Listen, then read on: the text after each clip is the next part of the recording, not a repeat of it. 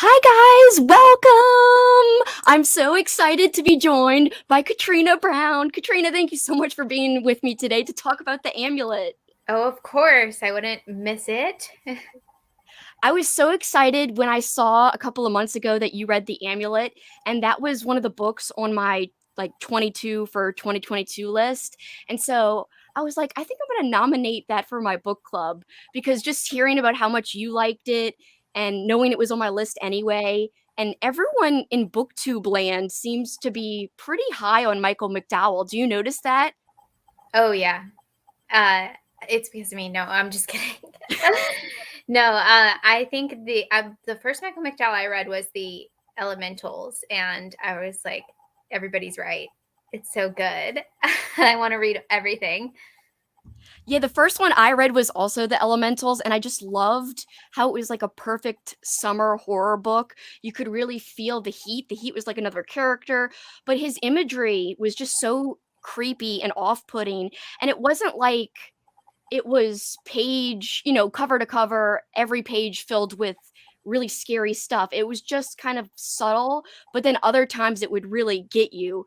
Like Yeah. something to do, I'm not going to spoil anything, but something to do with eyes that really creeped me out in the story. Like, ugh. Yes.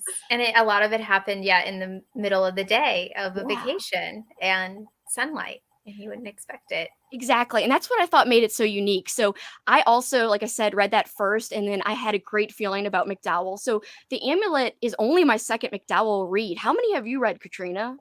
I've read Cold Moon Over Babylon, Katie, which I will always recommend, Katie, Gilded Needles, and yeah, I think that's it. That's a After lot, though. Amulet, yeah, I need to read Blackwater. Me So, too. I've got like the whole bind up from Valancourt. Like they released like oh, all of the books together. And so my goal is to at least read book one next year, hopefully. that's awesome. I have it on audio because it was like on Oh. sale, and I think it was like $3, and I was like, yes, I will get this, and then hopefully have the physical one day. Yeah, that'll be great to listen to on audio. I might check out the audiobook for those as well because it just makes it easier to absorb everything, especially with a long series or a Yeah, series of books. it's 1,000 pages altogether, I Yes. think. So it's definitely his like epic fantasy, not fantasy, but his epic horror. And I think it's cosmic too. I'm Or not sure if it's cosmic, but I know it's got like some gothic elements, but also some fantasy elements oh and yeah. horror elements. It's like a mixture and a blend of different genres and things, or at least what it sounds like. Yeah, the cover looks awesome too. Yes, yes. I love the cover. And the cover for all the old school editions are really cool too. They've got like an eye on it and like this flood, and it just looks awesome. Oh, I have to look at those because I think I've seen them and been like, I need them. Yes, But definitely. They're so cool. And I want to say hi to everybody joining us in the chat. We've got Kelly from Kelly Hooked on Books. Hi, Kelly. How you hi. doing? Happy Sunday. Arlene, she's joining us from England. How you Hi. doing? She says it's very cold there, rainy, and very like autumnal. I never know how to say that. I'm so bad at pronunciation.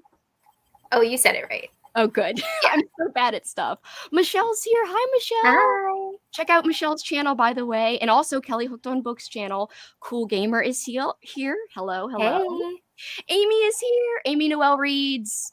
Hi, Amy. Amy, just love your channel so much. You're the best. Check out Amy's channel, everybody. Michelle says the amulet was so good. It really was. Melissa's also here. Hi, Melissa. So great to see you. And DJ's here. Hi, welcome. Appreciate you guys joining us live or anybody watching after the fact. I appreciate you guys too. And now let's just kind of talk a little bit about the amulet before we get into spoiler territory. Let's just talk about, I guess, our preconceived notions going into it and what we expected versus what we got. I know going into it, I was really excited because I like the idea of a haunted item. I just think that's like a really fun concept and a fun trope. What did you think about it, Katrina? Because I think it's very clear from the cover that you're getting like a haunted necklace type of story. Yeah, I think this was my first cursed object book going in. Like, that's what it's about. And when stuff like that's usually revealed in a horror book, it's not usually what you see right on the cover of the book. Exactly. So I thought that was really cool. And it just sounded awesome. And this was I think I read this right after Cold Moon. So I was, oh, what's this about? And it sounded so different from Cold Moon, which is like a murder mystery supernatural book. So I was like, oh, this sounds totally different. And it's one of his earlier books. I think it's 79. I might be wrong. It's right in front of me. I think it's in front of me too, but I don't remember either. Let's see. Yeah, 79. Yep. And I was like, okay. So I'm very excited about it. And I read the newer edition that you have. And the cover, if you stare at that cover, I think too long in the middle of that amulet, it scared me a little because you can see stuff in it. Yeah, it's almost like you can like see like a face and like a ghostly, almost like a hand. Yeah. Yeah. If you just stare at it, you like start to see things. Yeah, I could like, to me, part of it looks like a face. So I do like this new edition cover, but Katrina also has like the old school cover. I know my friend Kelly has that cover too. Oh my God, the old school edition. It's one of my dream finds that I hope to find one day in the wild. Yeah. If I found this in the wild, I would like explode from happiness, probably. I know. I would like squeak and be like, ah! I was like, people in the bookstore would look at me like, what is your problem? And I'd be like, sorry, just found a flippin' gem. It's very rare to find those types of books in the wild, but hopefully one day. I don't know. We'll see. But yeah, I was just super excited to read it. And it did not let me down in any way. It didn't let me down either. And I do want to get everybody's ratings. So guys, in the comments right now, anybody watching, and also if you're watching after the fact, drop, your rating below and why you rated it the way you did. What did you like about the book? What did you dislike? Is there any character that you really connected with? I did like the main character, Katrina. I liked the character of Sarah very much. I will say Becca confused me a little bit, her best friend Becca, because she was all into spirituality and believing in things, but at the same time, she really questioned Sarah about this amulet and how it could be at fault for everything. So it's like in one way she was a believer, but then like she also played the role of the skeptic in Sarah's life at the same time. So that I think that kept it from getting a perfect rating for me, because just the whole time Becca is like, but like, are you sure it's the amulet? Like, come on, how realistic is that? But like, Becca, you don't even want to use a Ouija board. Like, you're afraid to use a Ouija board. Like, come on. So like, I didn't get like her character. One sense it was she believed one thing, and the other way she was not believing of the amulet. So that bothered me a little bit. I don't know. Did you have any favorite parts or characters? I really liked Sarah. But yeah, I think Becca's whole thing of not believing her was just like, oh, we live in Pinecone. It's a crappy place. Like, of course this is happening. Yeah. I think it was just Becca being very on her down to earth side of being like, yep, stuff happens. This is Pinecone. Look at your situation right now. And how could all of this other stuff not be happening? Yeah. And being, just down to earth and used to it, I guess, of the small town, hard life, working in a rifle factory. I'm sorry, what was the question? I was just saying, like, your favorite character or your favorite Sarah. part. But I loved Joe too, in a way. I was actually going to say, like, I love to hate Joe because she's so hateable. I felt so bad for Sarah. So Joe did her job perfectly, because her whole reason for being there is like, the character you want to hate, making you feel even more sorry for poor Sarah. And of course, she's the evil person who introduces the amulet into the story. So I feel like she totally does her function perfectly for the book. And yes, like you said, I kind of like Joe in that I hate her. I hate her guts. I just think she's so evil and mean. Yeah, she was pretty awful. Yeah. And there's actually a character in Mary by Nate Cassidy that really reminded me of Joe. But she's has a redeeming quality to her too. but Joe does not. No, Ever. Joe has nothing that's redeeming about her, but I know how much No. you liked Mary, so that'll be interesting because I definitely want to check it out. So it'll be interesting to see if I can make that connection and comparison between Joe and the character in Mary. That'll be fun. Yeah, I was just thinking about it. I was like, there's a similar character I've read that reminded me of Joe. But she definitely has an arc in it when I feel like Joe is just like, I'm evil. Yeah. I'm mad at the world and literally Yeah. just want to take advantage of everyone and blame my problems on everyone. So let's see what everyone else is saying and rating it. So Tasha's here, by the way. Hi. Hi. Christopher Gray is also here. Hey. And Amy says this was her first Michael McDowell read, so she has zero clue what to expect from his writing, but love occult type horror. So the idea of some kind of magical amulet or evil necklace was super interesting to her before she started the book. So I agree. I love the idea of the necklace, especially because this is such a different story than the Elementals, which was my only other McDowell read. So, haunted house set in summer. This is just different because it's a haunted item. So I was like, let's see how he does this versus the haunted house. So I also, like we discussed, thought that his whole haunted house concept was unique. So I think he's really good at doing very unique things. And that brings us to the kills, because the kills in the amulet were also unique. Some of the most unique kills I've ever read. I don't know. Did you have a favorite kill scene? I know that sounds morbid, but come on. It really reminded me of like Final Destination. Yes. Oh my Little God. bit. Yes. I think my favorite is the shop, not the barber shop, but the hair salon. Oh my God. Yes. I forgot about that almost. I was like, as soon as I say like death scene, like for this book, what comes to mind is the pigs. Oh yeah, the pigs. I think we talked about that. Yeah, Like I as do. I do. I was like, oh my God, the pigs, the pigs. yeah, the pigs and yeah, I think the hair salon and the pigs are probably my two favorite. And then the whole climax, of course, is Oh like yes, the climax. epic. I kind of like imagined The Mangler by Stephen King a little bit.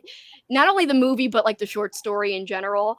So I was like, this kind of reminds me of like The Mangler, where everything's going haywire, the machines, because of the amulet, it's almost like they've got a mind of their own type of thing. But it's because of the amulet, not because of the machines themselves. But still, it gave me those types of vibes and I loved it. But yes, the salon scene, I almost forgot about that. How could I possibly have forgotten that was crazy with the fan and everything. Oh, so good. I think I like set my book down and was just like my mouth open and was like, okay, I gotta go back in after that. Yeah. And I don't know what it is, but like for 79, that seems kind of brutal, don't you think? Oh yeah. Yeah. I mean, I haven't read a ton of like older 70s books, but I just feel like that just seems more hardcore than I expected for that time period personally. Oh, and there's like kids too. Yeah, like the idea of Yeah. kids being brutally like set on fire and trapped in a house, like that took me by surprise as well. And that was just so really insane and off-putting. And I was like, and that's your first death. And that's like such a big death because it's a whole family, including a little baby. So Mhm. that was just hardcore, very hardcore. Guys, please shout out you guys' favorite kill scene below. Let's also see what everyone else is saying. Michelle says, I also read The Amulet right after Cold Moon. So similar, yet so different. Mhm. And she says, I gave it 5 stars because it was nonstop. I will say it's so close to being perfect, but because of the Becca stuff, and also because of, I feel like it took me a tiny bit to get into it because, if you recall at the very beginning, they're setting the scene for the town, Mhm. describing the town a little bit. However, we do get like the accident, the rifle accident right at the beginning, and that's kind of grotesque right at the beginning. So in a way, it was nonstop, but there was a little bit of, town building. But it was Yeah. almost perfect. I would say it's like a 4.5 for me. Very, very close to 5 stars. I think that's in my review that I was looking at on Instagram. I'm like, it's the first 3 chapters are just like talking about class, race, Yeah. what everybody does for work in this town, the politics of Pinecone, and to be into it, like, oh, Okay, thank you for letting me know, Michael McDowell. So going in, I guess you kind of get where everybody's coming from. The characters that are being introduced very quickly and killed very quickly. It's like, oh, you kind of know their situation Well, yeah, already. just because the town just seems kind of like a bleak place. So I think the way they react to things and also how into gossip the whole town seems to be. They're like, hey, a freaking house is on fire. Let's go watch it. Like, Yeah. they're like a little too into that, almost like it's their entertainment, kind of. So I was a little taken aback by that too, but I guess because he spent so much time giving you the backstory of the town and how they're a little bit, I guess, not seedy, but a little bit gossipy and a little bit, cranky. I guess it makes sense to why they'd be so into that type of thing. Does this is in the 50s, right? I believe so, yeah. Um, I wonder if he pulled from his small town. 'Cause isn't Oh, he from Louisiana? I think he's from Alabama. Alabama. Yeah, because I believe him and Michael McDowell, not Mike, he is Michael McDowell. Michael McDowell and Robert McCammon, I think, are both from Alabama. Oh, okay. So, and I thought that was cool because I like them both quite a lot. So I was like, isn't that weird that they're both from Alabama? But yeah, he was from a small town, and I think it'd be funny if it was kind of like how he described in The Amulet, that town. I just filmed my recent reads, and I was just gushed about Usher's passing in it. And I was like, this is my first McCammon. I should have read Mystery Walk months ago. I cannot wait to watch the video when you upload it. I am so glad you liked it. I have to start, but I'm waiting. Like, I'm trying to hold back. I want to start it, but I'm waiting to like next weekend or maybe even, right before Halloween weekend. I don't know. Because it is one of my main prompts for Halloween readathon. So I have to kind of balance it because I want to wait. And I also don't want to read it too early before Amy and I next month talk about it. Like, we're talking about it mid-November, so I don't want to read it too soon and then forget everything. Yeah, I get that, but it's really good. I think you're gonna like it. I'm so excited. I'm so excited. So Amy, you hear that? Katrina liked it. I'm very excited. I can't wait. So guys, yeah, if you are into reading Usher's Passing by Robert McCammon, that is my official book club pick for this month of October, and I'll be discussing it with Amy over at Amy Noel Reads, who's in the chat right now. We will be talking about it next month. And speaking of Amy, Amy said she gave The Amulet 5 stars. Just thought it was a fun time. My enjoyment was through the roof. And I did hear you say it was one of your favorite early September reads, Amy, I think I just like watched your September wrap up. I don't think I commented though, but yes. So Amy really liked it as well. Mr. Morningstar is here. Hi, how you doing? Also, Halko is here and commenting a little pumpkin. Speaking of pumpkins, my pumpkin I carved is already like wilting. It's so sad. I It's like know. not even been a week. It's so hot here. It sucks. Yeah, I feel like they go fast even if it's not like hot, or if it's cold too. Or squirrels will eat them. Yeah. So yeah, he's drooping and he's looking all sad and like deformed, but it's okay. I still like looking at him even though he's very, very weird looking now. I think that makes him have a little bit more character. Tasha says Joe was the worst. Like, yes, Joe was horrible. Amy says the death scenes were nonstop and so creative. It was so fast paced. The characters you weren't meant to like were so awful in a great way. I know. And I felt so bad for that little girl who was just basically having to be shipped from person to person. And then I really wanted the old couple to adopt her because it seemed like, they would give her a loving home. And then the pig attack happened. That was so sad. I know. Melissa also gave it 5 stars, loved all the gruesome deaths. Like, it was just another level when it came to death scenes. I really think it was a perfect balance of kind of elegant writing, but still like brutal and gory and gruesome. It just was a perfect mix because McDowell, you don't think of him like he's obviously not a splatterpunk type of writer, but when you read it, and it's not extreme horror, but those deaths were pretty extreme in my opinion, yet McDowell is more of like a prestigious kind of elegant guy. So I just think it's funny that this kind of writer is writing these like hardcore death scenes, and I love it. I love that kind of dichotomy between the way he writes and the type of deaths that he portrayed in The Amulet. Yeah. You tell he had fun. Yeah, he had to have fun. Like, I wonder how he thought of these deaths. Like, let me just think of like the most absurd deaths that I can think of. I would Yeah. love to like, be a fly on the wall when he was trying to come up with these.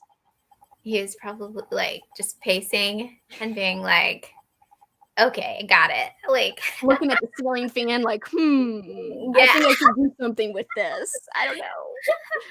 It'd be great to know for sure, though. Tasha says, Dean freaked me out. And Katrina was saying this before we went live. She said the bandages with Dean were really creepy. Like, Katrina, like, how did that make you feel when you were reading those scenes?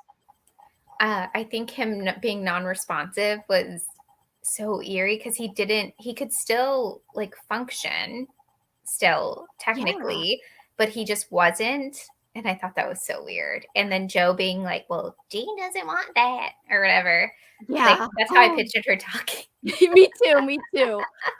Also, I kind of pictured her like Ursula, but like with feet, like from The Little Mermaid. I don't know why I pictured like her hair like Ursula and her voice like Ursula, but with more of a twang. And also, I was very weirded out by the scene where apparently Joe can't move him around, but somehow when Sarah comes home, he's propped up in the backyard with like a Hawaiian shirt over his wrappings, like his bandages. That was so creepy and eerie. Yes. And Joe was like, oh, yeah, I didn't move him because she can't. Yeah. So, like, how did he get there? Like, that part really freaked me out. And the whole idea of Sarah thinking and feeling like she is missing something when she comes into the room, like they abruptly stop talking, or like that really got me to believe that they were having conversations. I don't think it was in Sarah's, mind. I think they were actually having conversations and just stopping when she came to the room or into the room. Yeah. Those parts creeped me out. Yes. And made me want to tell Sarah, just run away. Yeah, just like leave. I felt so bad for her. She was like stuck. Yeah. But she was trying to be a good wife, And she had to like support them both after that and working, a really hard factory job. She was in a bad position. Yeah. It was just like really bleak, like in terms of her life situation. And that was portrayed in the book too. So it's like it really made you just extra connected with her too. Tasha says, Dean was like having a freaking mummy propped up in the house in different times of the day. Yikes. I know.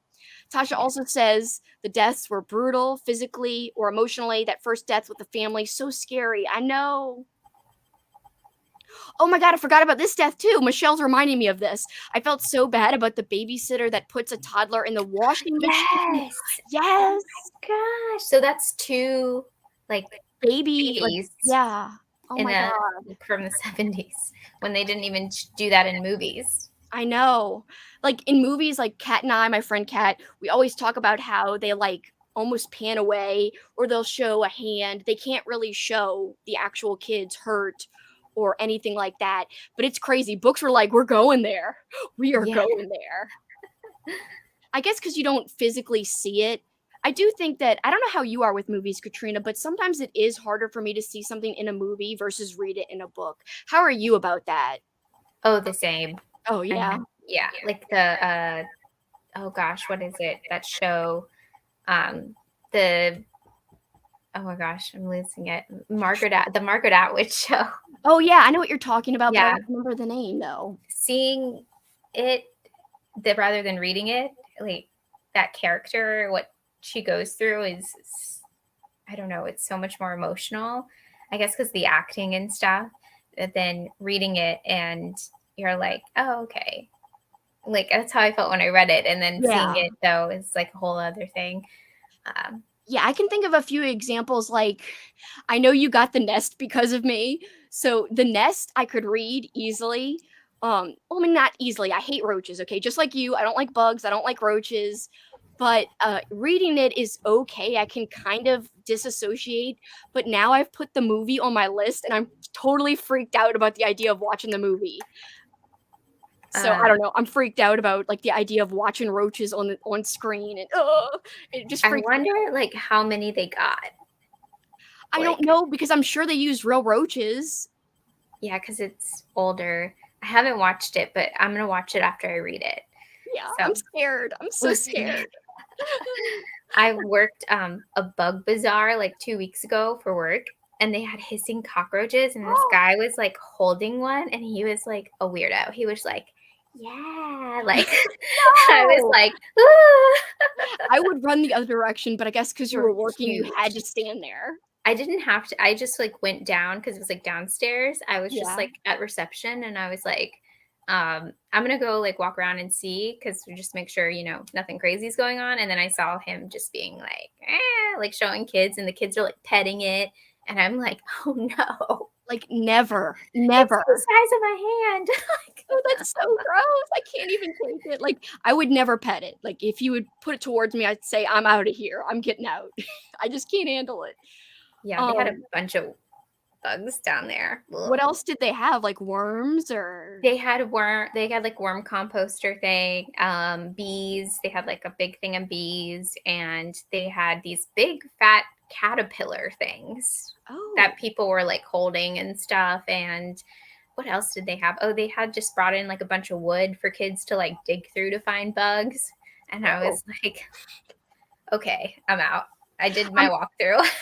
that was never like I was never that type of kid, so I wouldn't be at the bug expo or anything. But I know in New Orleans there's like this, I forgot what they call it, but it's like a little bug museum and they have like chocolate covered crickets and stuff. I'm like, oh hell no. No, no, no, no, no. That's just not me, but I definitely want to watch The Nest. I just have to brace myself. It's on my list though. I'm definitely going to watch it. But I'm like you, it's just the movies, they're a little bit harder for me for some reason. So if this was made into a movie, I'd probably be pretty freaked out Could because you imagine? oh my god, I don't even know how they could do it. It would be brutal. It would definitely be like NC-17, or it Yeah. would be like out like Terrifier 2. I didn't see it in theaters, but like it would be out how they did it. Like they only did it for a weekend or two or Mhm. something in certain locations. So I think it would be like Kinda that if like they did that. it. Yeah. Terrifier 2, by the way, was brutal. It was freaking insane. My friend Kat and I were, like, hiding each other's, like, faces into each other's arms. I was like, "Ah, Kat," and she was literally, like, moaning, like, in fright the entire time, very low, like, "Ah." I know, I I was saw the wanted so blog. I bad. was like, I want to see it so bad. It was really, I mean, I enjoyed it quite a bit. I thought it was more colorful than the first one, and, like, it felt like it was bigger, which it was, obviously. Just, like, bigger, not only budget-wise, but just the story scope as well. And it's long. Yes, but it didn't feel long. Kat and I both said it was kinda weird. My best friend's exorcism felt longer, and it was way shorter. Like, don't even get us started. I'm sure you and I could, like, talk about how terrible that was forever. Oh, it was Yes. so bad. Oh, so sad. Yeah. It makes me Yeah. wanna cry how they butchered that movie. Yeah. It's pretty upsetting Yeah. about it. Apparently, Grady Hendrix doesn't like it either. Well, when Michelle and Lexi met him, they asked him, do you like the movie before it came out? And he was like, it's okay. Like he kind of went down when he talked about it. Oh, wow. Yeah. So, and I looked at the thing. He didn't write the screenplay. No, me and Kat were looking at that too, and we're like, "Okay, so someone," and they called it a teleplay, even though it Hmm. was on Amazon and it's not really television. So I thought that was Yeah. weird too. Like, why wasn't it called a screenplay? But anyway, that was weird in itself. The other weird thing was I was wondering if he liked it. So now that confirms my suspicions because I told Kat, if you're the author of that book, like, and you see the way they interpret it, like, how in the world could you be happy with it? There's no way. I Yeah. mean, they butchered like what he like meant like to portray in the story. So anyway, I know we're going on a sidebar, but sometimes sidebars are fun. So Kelly says the deaths were brutal. She agrees with everybody. Let's see. Tasha says 5 stars for her too. Love how he built the suspense when you follow this amulet around. Every time it was found again, I was like, oh no. I know, me too. Yeah. And especially another great death I just thought of. So Becca herself, and that one took me aback. Like, no, don't let Becca get it by her own daughter in the candy syrup. Like, Oh, yes, the bubbling candy syrup. yes. And like That was Sarah was like just brutal. across the street. Like, no. That That was made me sad. absolutely brutal. Like Yes. melting her. Ugh, I'm sorry, that was wasn't not Becca good. though. That was her daughter, right? Her Yeah, daughter got it that way. Becca got it at the at the factory. factory because she Yeah, like yeah. went to. She had because the amulet fell from the fan into her Yes. purse at the hair salon, Yes. So I'm and sorry. Yes, Becca's daughter got it that way. That was a mhm, great death, but it was also impactful because Sarah was like right outside, ready to come over, and she was too late. And then, just the whole idea of Becca having the amulet on her, and I was like, no, she's evil now, and now she's gonna die. yeah, it's like like a possession thing. It takes Exactly. over. I will say, so some people brought up, like I know Amy, was it Amy? It was somebody brought up recently that they wanted to know more. I know Kelly on Kelly's vlog said she wanted to know more about like the backstory of the amulet itself. Like, where did Joe get it? How did it have the powers it had? Like, who cursed it? Did that bother you, or did you just not care about like not knowing the backstory? I didn't I didn't need the backstory for the amulet. It didn't bother me, but I do remember now. Remember, Joe got very defensive and like scared when Sarah came to her and was like, "It's the amulet. Why did you gave it to him? And now they're all dead." And like coming to her, and Joe was like, "What are you talking about? No!" Like she's denying it, and she's scared, kind Yeah, of her. almost like it's like in that moment she thought Sarah could, trace back where she got the amulet, perhaps even. So yeah, it'd be interesting. Like, I'd like to know, but I guess it doesn't hinder the story too much for me. Like, in the moment, I didn't think about it much. Like, oh, this takes away from it for me. But yeah, I guess like in hindsight, it would have been a little nice to know where it came from. What Like, if there was nothing though? What if it was just like a family heirloom, like a regular one, but Joe put all of her hate into yes, it yes, and like okay, created something? Like it wasn't even so that's why Joe is so confused. yeah, maybe like just Maybe like her hate, like basically birthed manifested. it. Yeah, Yeah, yeah, exactly. I he could see brooded it that. or the brood. Yes. Oh my god, yes. Uh, I could totally see that happening. That could be a great, like, explanation. I love that. I love speculating on, like, what could be the explanation. So sometimes it's actually kinda cool that they don't explain it, because then you can make up your own theories.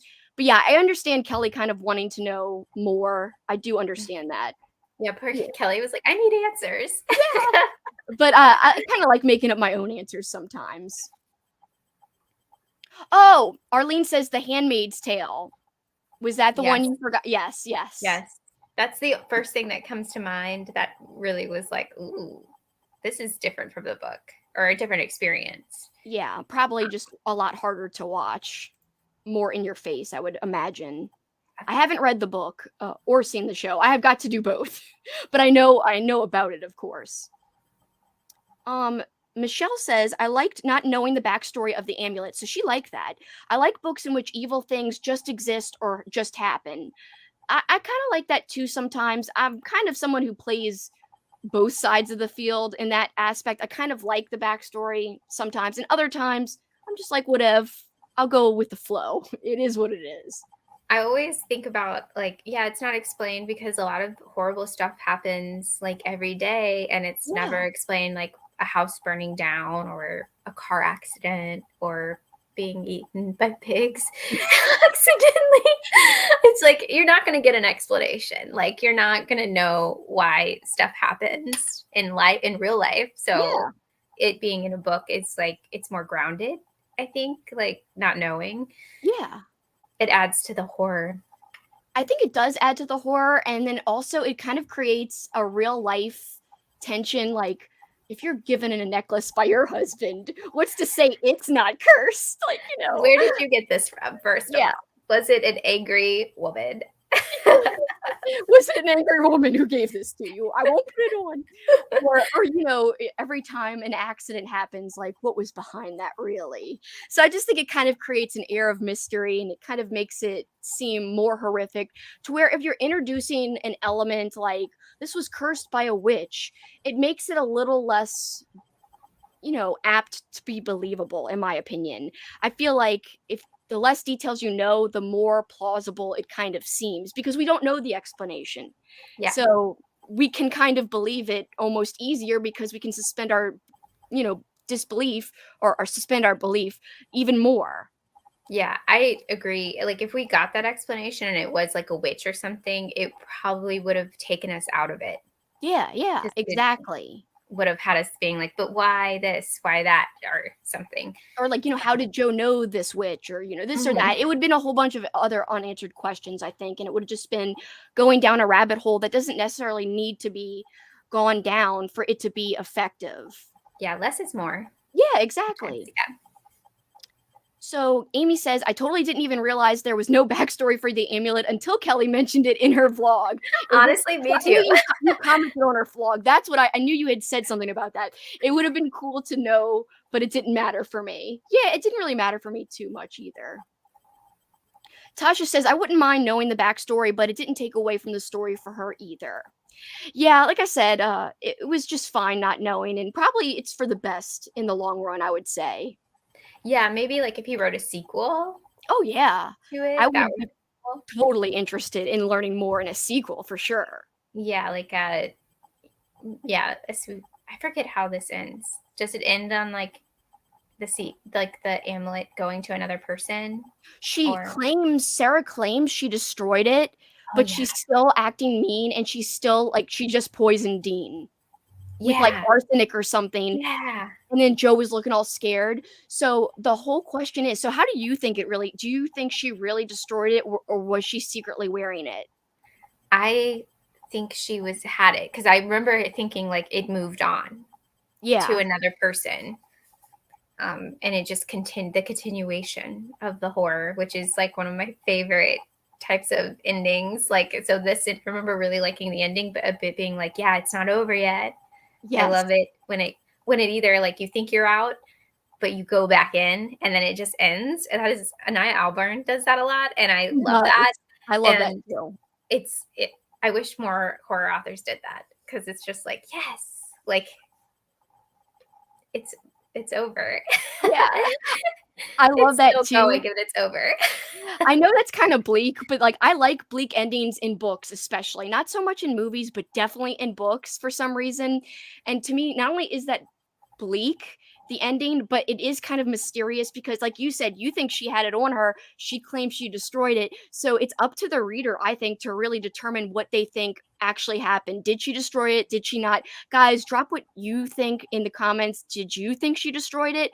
Or do you think she was actually still wearing it? Which means if she was still wearing it, she's eventually going to die as well. Like, Yeah. because whoever's wearing it will die too. So, and I would guess that would mean Joe dies as well, but we didn't see.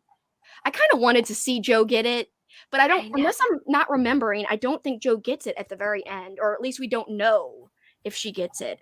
Guys, do you guys remember? It's been a little while since I finished, so I'm like not crisp on the details. I remember her being scared. Yes, she Yeah. was like the last line or the last paragraph says Joe stared at Sarah uncomprehendingly. She was not sure whether to believe her or not about the amulet. It sounded like a story that Sarah was making up as she went along. And then Joe says, "Then how come Sarah smiled then?" Like I an think evil she was smile. wearing it. Yeah, Yeah. because I don't think Sarah would have ever like killed Dean on purpose. I I know don't know, she but I thought feel about like it, but I I, don't think she would have gone through with it because she was like so good, or she wouldn't kill Joe either. Like I just think yeah. she would confront them. She wouldn't kill them. I could see her not doing it because she's such a good person, but at the same time, she just went through all this stuff. I feel like she is mentally broken at that point in the story. So that is why part of me believes that she did actually destroy it because she was so affected emotionally at the idea of other people getting it, like, and continuing on, and she was totally blaming herself for like allowing Joe to give it away. And I think she just felt guilty, like almost like she was partly to blame, even though she had nothing to do with the deaths. But I just feel like she wouldn't want that to continue on. So that's why I'm leaning towards she did destroy it, but she just has lost it, and so she's like almost like homicidal, like where she'll kill people now. Or she destroyed it and released what was in it and it went into her anyways. Or that, Yeah. I do like that idea too. That is a good possibility. Guys, I love this. I love speculation. What do you guys think in the comments? So, Because that whole town is done too. yeah. Oh, yeah. The factory's gone. I mean, the factory was their main source of income. Tons of people worked there. I mean, that town will never recover ever. Yeah, At least not the way it is, like, currently, in terms of it'll have to grow if it's gonna, be sustained in any kind of way. those poor emergency service people in that town. It wasn't like their POV of the sheriff at one point, and he was like, Yes. "What?" And Sarah tried to tell him, "This is what's going on." And of course, they like, "No." Well, he believed her, but he was just like too late in trying to stop it. But he believed her after the pig thing. Yes. The after guy was the like, pig thing, and the guy like went into the saw machine or the wood chipper machine. Like that reminded me of Fargo. I had Fargo vibes during that. I was like, Fargo! Ah! I think I laughed. Yeah. With like the blood coming out. I was like, ah. That was a great, like every single kill is great. I mean, it's all incredible. So Michelle, oh, I'm sorry, Katrina, what were you saying? Oh, I was like, they're not subtle. For sure. No, not at all. I think the amulet was destroyed and Sarah wanted to kill Dean and Joe because she was fed up with them. Like, that's what I was leaning towards too, but I could see it Katrina's way as well. I don't mean to always play both sides of the fence, but whatever, that is me.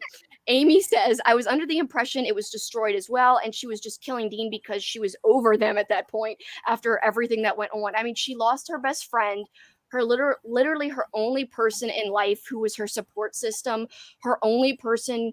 She said so many times in the novel about Becca being like her sanity, Becca being there for her, and thank God for Becca and her daughter. And then now they're gone. It's like Sarah truly has nothing, and that's why I thought she had snapped, kind of. Yeah. Amy said, I think she knew how terrible of people Dean and Joe were after everything Joe unleashed. They both deserved to get it. So do you guys think Dean was in on it? Do you think even though Dean was, quote, comatose or whatever, do you think Dean was aware? Do you think Dean was talking when no one was around? What do you guys think is the true thing that was going on with Dean? Katrina, you actually think he was aware and talking, right? You think he was evil. Yeah, but he might not have known about the amulet, but he was just a terrible person before his accident too, right? Well, I mean, I did think it was kind of weird how she described before he left, he went and got drunk and ruined their car and just didn't tell her. I was like, that's kind of a shitty thing. I know he's going off to war, okay? I know that's terrible. I can't even imagine like going through that as a person, having to be shipped off. I totally forgot. This is like a Vietnam, post-Vietnam book too, like devastating small towns of all the men being recruited and killed and stuff too. So you could see this is like a reflection of that time too, of how brutal it was and all the news they were watching, because they saw all of that every night on TV. So not only is this amulet destroying this small town, but like, the war itself is kind of like an amulet in a way, in that it's taking all the men away from the town. But it's also, in a way, feeding the town because of the factory producing so many rifles, and also the military camp not far away from the town as well. So it's kind of like a dual thing. It's feeding the town, but also depleting the town at the same time. Yep. Which is kind of interesting. It's a very interesting commentary, I think, that's underlying throughout the whole book. So Tasha agrees. I think Sarah was at her wit's end and just went off. Yeah, I mean, I could see that. Poor Sarah. Maybe that was part of her arc. Sorry. Yeah, maybe. I mean, like, it was so good. And then, like, nobody can be good under those circumstances, I think, possibly. Tasha says, I laughed at one point in the book because the Undertaker at one point said, if someone tall dies, I don't know what to do because I'm running out of coffins. I know, poor guy. Like, he was totally out of all of his inventory, which is so morbid. That part was really funny. Yeah. And then she says just the amulet is wreaking havoc on that poor town. I know, it's really crazy.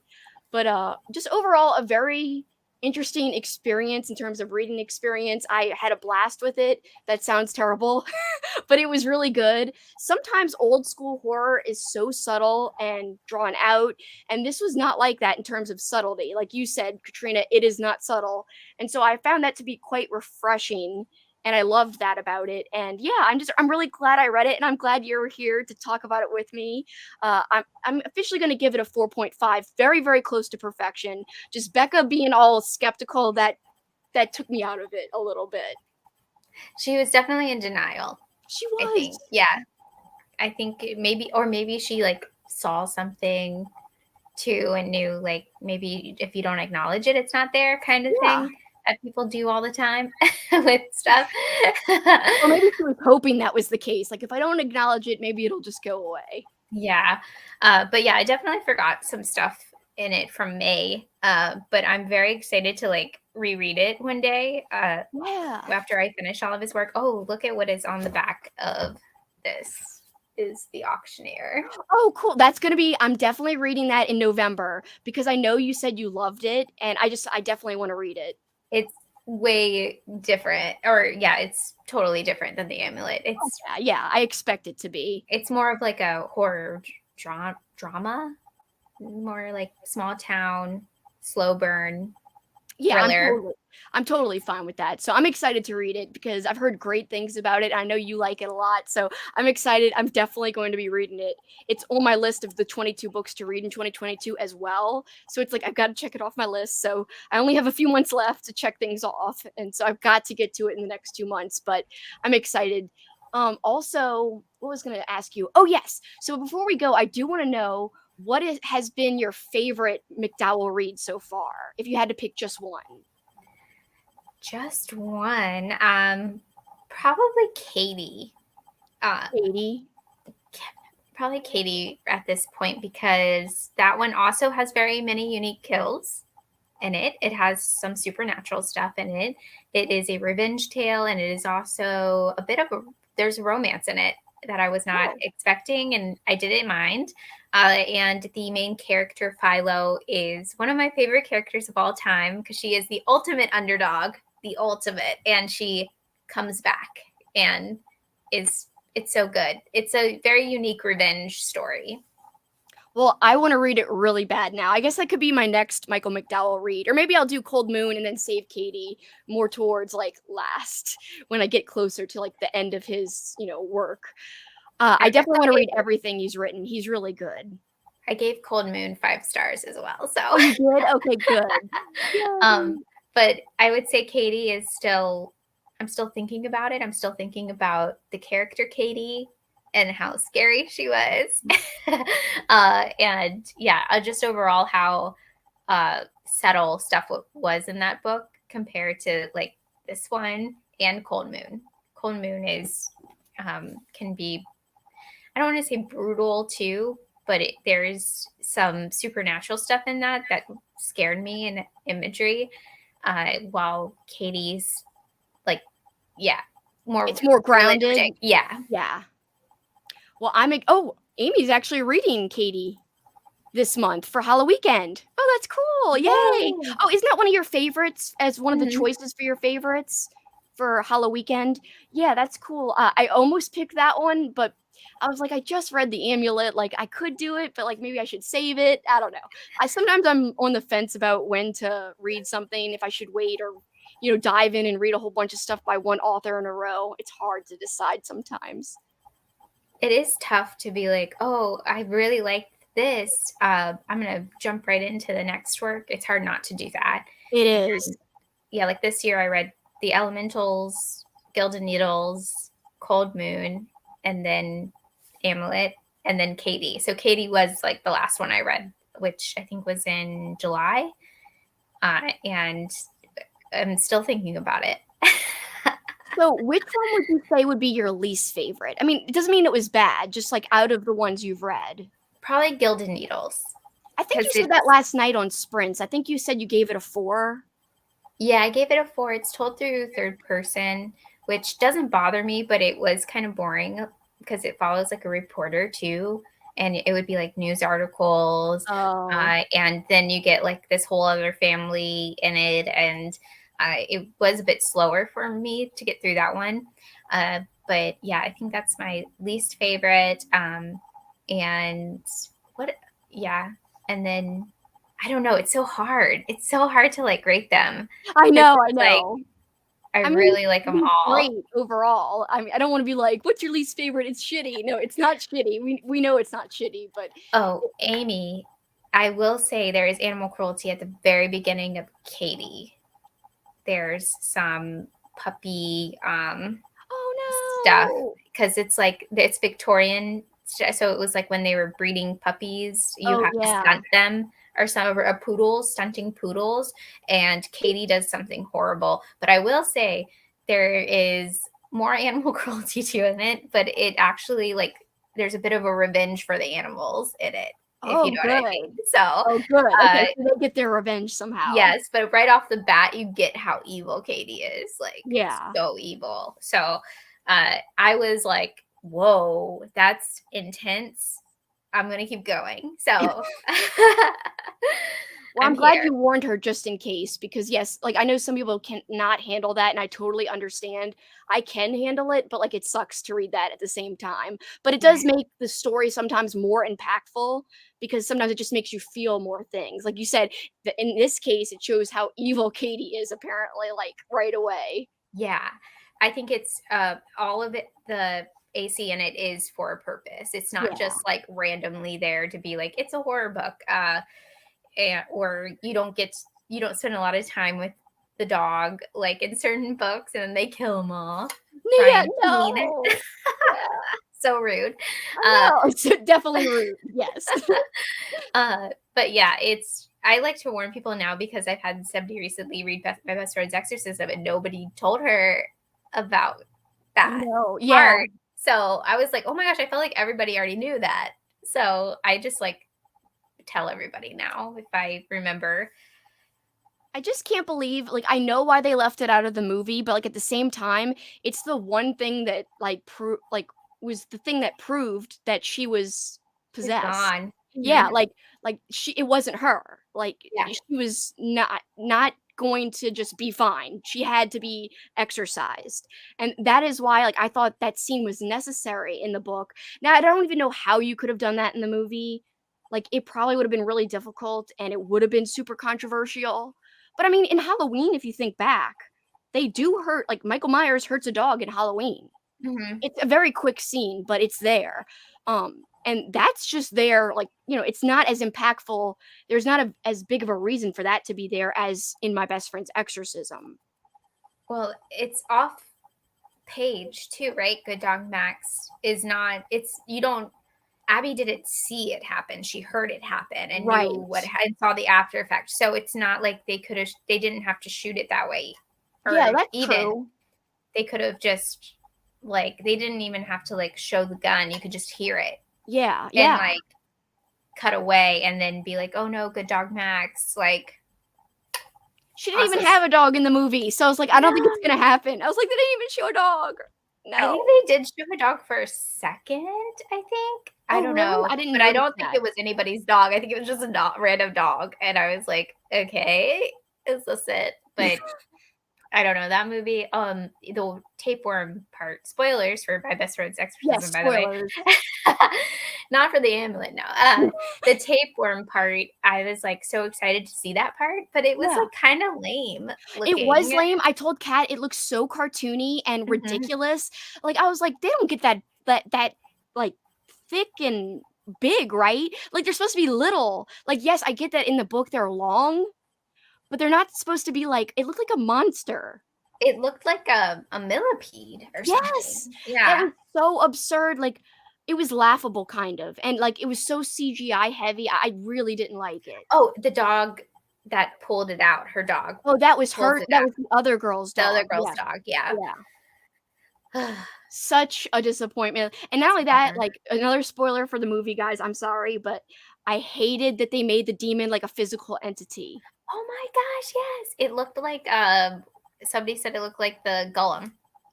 Like that, or like Dobby Oh, from Harry we're like, Potter. I was like, this is horrible, and he's not even evil. Like, he's not even evil. He's nice, and I it know looks he like was so Dobby. little.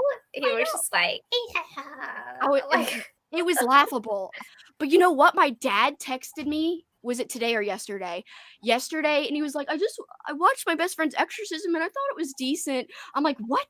I was like, it's terrible. But he has never read the book, so maybe from like yeah, a like maybe all of us like book lovers are being harsh because we can't see it from a non-book perspective. But I feel like I told Kat, I feel like I was if I was just a moviegoer, I wouldn't like it either because it wasn't that scary as just a horror movie, and it wasn't that emotional because they didn't really dive deep into the friendship. So either way you look at it, I feel like I wouldn't have liked the movie that much. I don't yeah. know. I It's think hard to know. Abby, the actress that plays Abby too, is bad.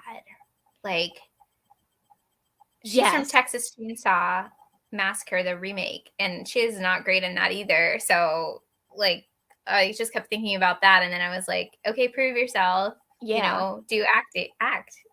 And she Yeah. didn't. Gretchen was good though. I will Yeah. say. I think Gretchen was believable, but she just didn't have a lot to work with everybody else. So, uh, I could go on like again. I already said don't get us started on this, and we're started on it because I yeah. could go on like for like 1,000 more minutes about how I'm upset about this like adaptation. But in terms of the amulet, I'm so glad you read this and we're here to Yes. join me. Thank you so much, guys. Let us know if there's anything else you want us to touch on quickly because we're about to wrap up. I don't want to keep you too long because I know you've got long sprints tonight.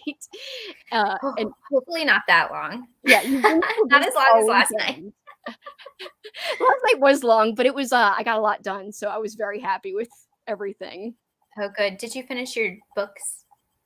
I only have I'm 30% in the book I started, D.A. Fowler book, Devil's End, and that's for Kelly at Kelly Hooked on Books for her book club. I'm 30% in. I should finish it tonight. The audiobook says I have like 2 hours and 50 minutes. So that I should definitely be able to get it done like throughout the rest of the day and tonight. How are you liking the audiobook? I'm liking it. I mean, it's not the best audiobook I've ever listened to, but are you reading that one?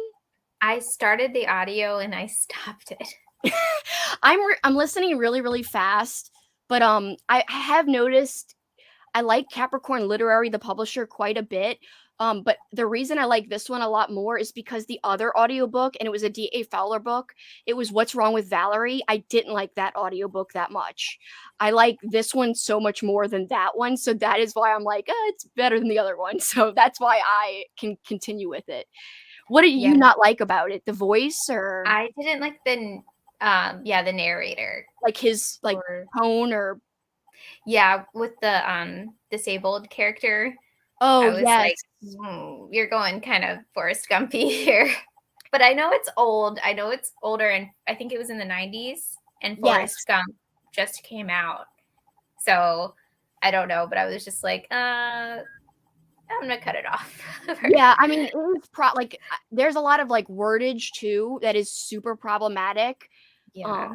in the book, but I've noticed like 90s horror especially because I've read like quite a few 90s horror books. They're all kind of like that because it was just a different time. Not saying that it's okay at all, of course, but I can kind of push it aside like just to try to see where the novel goes, but it is a bummer that it's in there. Yeah, I remember being like, whoa. Yeah. Yeah. Whoa. And I think I was feeling like I just really wanted something like Halloweeny too. And I know that one is a Halloween book, but I wasn't getting those vibes I'm not getting from that it. yet either, and I'm like 30% in right now. I mean, they've mentioned October 31st. They've mentioned like this ritual that's taken place in the past on October 31st, like years and years in the past. But like I haven't gotten the spooky like, oh, there's like a lit pumpkin and there's like graveyards and Yeah. we'll see if it picks up. But I'm gonna stick it through just to because it's Kelly's book club pick. And because I like D.A. Fowler, I have liked her other books, so I know her endings can get pretty wild, so I want to see where it goes.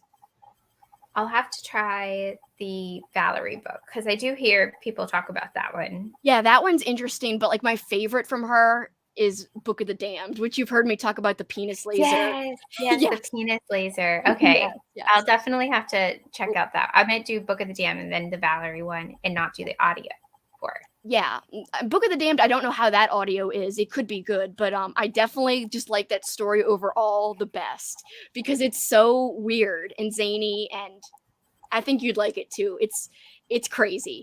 I'd love to hear your thoughts on it. Okay, I'll read it. Don't feel pressured. If you don't want to get to it, you don't have to. Okay, I'm gonna read it, Kelsi, I guess. I guess. But if you ever get to it, definitely let me know your thoughts. Will it do? Yay. All right, well, I'm wrapping it up, guys, because Katrina's got like a lot of other stuff to do later, and she's a busy lady. So thank you so much for taking your time to join me. Please tell everybody where they could find you on Instagram and on YouTube, by the way, guys, before she gives her Instagram. You could find her, you could see over there, Katrina Brown. That's her channel. Please follow her if you're not somehow already. Yeah, and my Instagram is Extreme Katrine without the E _reads at I linked it in my description, guys. So it's down below in the description, as is her channel. Again, follow her both places because she is awesome. I love you, Katrina. I'm so glad you joined me. Thank you so much. I'm so glad to be here. And it was really fun chatting about some McDowell books. Yeah. And I talk about him all the time. Alex today was like, oh my gosh, you've already talked about him a lot already. So that's okay with me because I like him a lot too, and I'm gonna hopefully be talking about him more because I want to read more by him. So we'll be buddies, McDowell buddies, who talk about him a lot together. Yes. Well, thank you so much, everybody. But for this time, that's it for us. Till next time, you guys know what you can do. Keep on killing it. Bye, guys. Bye. Bye.